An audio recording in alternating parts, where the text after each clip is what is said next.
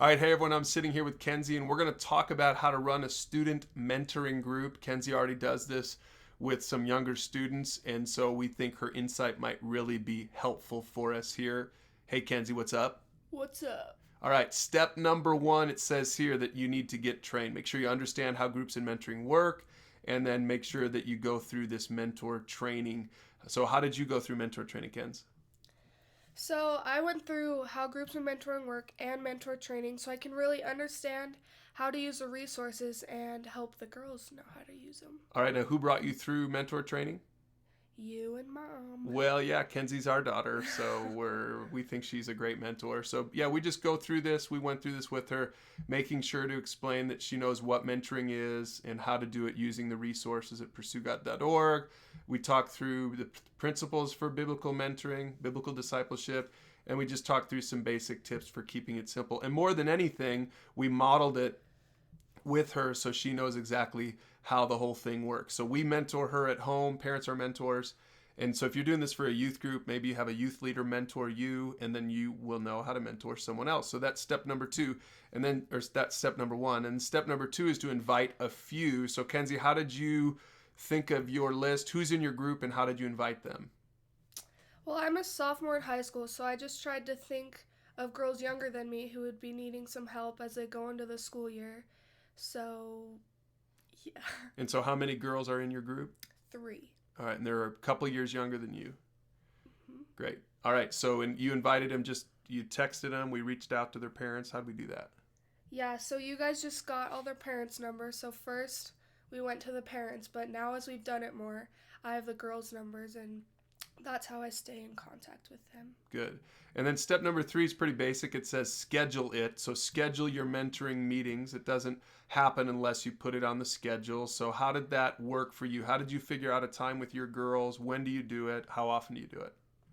Well, most of us play sports, so doing it during the week is really hard. So we try to do it every other week on Sunday night because that's when everyone tends to be free. Okay, good. And then it says make it fun. Step number four is make it fun. So you don't just do mentoring with your girls. You also have some fun when you get with them. So explain that. Tell us what your first meeting was like. Well, before we get into the real talk, we try to have some fun and loosen up. So first, we came over to our house and we cooked pizza and made a sundae. And then last time we went to a frozen yogurt place. And next time we're going to go swimming. So we try to mix it up. Good. That's great. And then the last step, step number five, is pretty important, is to flex. So you don't just have fun, but you're always getting to the conversation. And of course, in our resources, and you'll learn about this in mentor training, we use what we call the flex method. Could you explain that method and how it works with your girls?